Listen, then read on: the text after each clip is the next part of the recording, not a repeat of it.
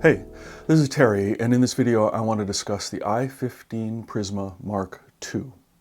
Now, this video could be quite brief in that there's really only one change or one difference between the original I15 Prisma and the I15 Prisma Mk2, and that is the DAC chip. In the original design, we used an AKM chip, but because of the AKM chip factory fire that occurred over a year ago and burned for 3 days, we knew that there would be no longer any of these chips available for what is arguably the most popular model Primare has ever produced.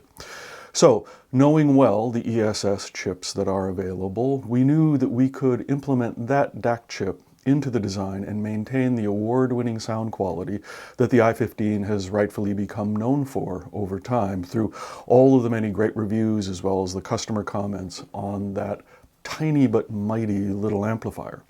So we implemented this change in the DAC chip, and that in effect is the difference between the two amps. Now,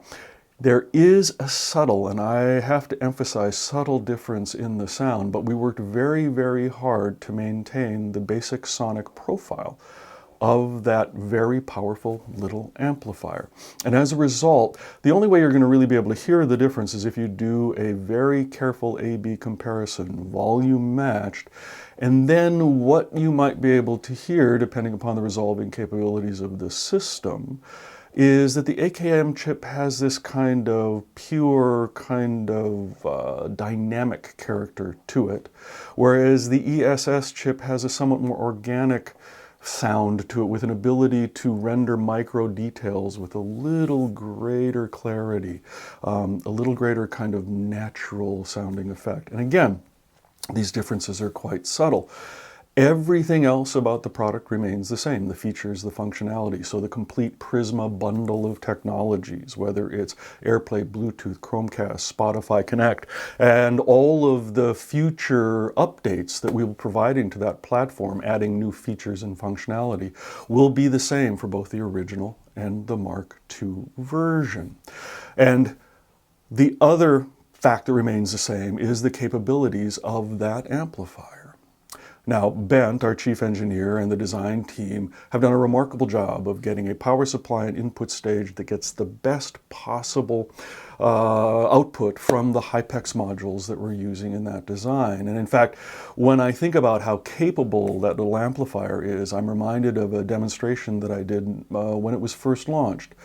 And just for fun, at this dealer event, we decided that we would put the i15 into a system with one of the biggest, nearly 6 feet tall, difficult to drive speakers they had in their largest demo room. Now, for convenience sake, the i15 was just simply sitting on a massive 300 watt, 10,000 euro basic amplifier. But it allowed us to just quickly connect interconnects as well as speaker wires to do the demonstration. So good was the sound that we eventually were convinced that we needed to turn off the amplifier. And even then, that wasn't enough because there was some fear that somehow we'd only turned off the indicator lights, the display on the amp, and that we eventually had to literally pull the AC power cord out of this massive amplifier to convince those who were somewhat skeptical attending this event that the sound that they were hearing was coming from that little amplifier. Now, that's not to say that the i15 is the be-all and end-all of amplification. I mean, obviously, we were able to put in an i35, for example, and the system simply opened up even more and became more relaxed with greater detail, greater specificity within a much larger soundstage. In fact, one of the things that we've done in occasion where we have a more appropriate system, a smaller room as most of us will have, more compact speakers and the like, that we'll do a demonstration where we'll play the i35, and then we'll play the i15. And it's apparent on the expression of those maybe attending the demo that they're not really entirely sure that the i15 doesn't sound as good as the i35. And then we'll go back to the i35. And then again, it becomes apparent that the i35 just simply has that greater ease because of its greater power, its more sophisticated and refined preamplification as well as amplification stage with UFPD2 to create this bigger sound stage with more specific details and a greater kind of three-dimensional rendering than it otherwise might have.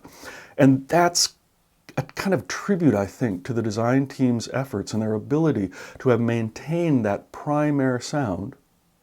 that is true of all of the amplifiers that we have in the range, but be able to bring it down to a much more accessible price point in the i15. An amplifier that has this kind of compact footprint that allows it to be placed in a variety of different situations, most appropriate to how more people live their lives in the living environments that they have.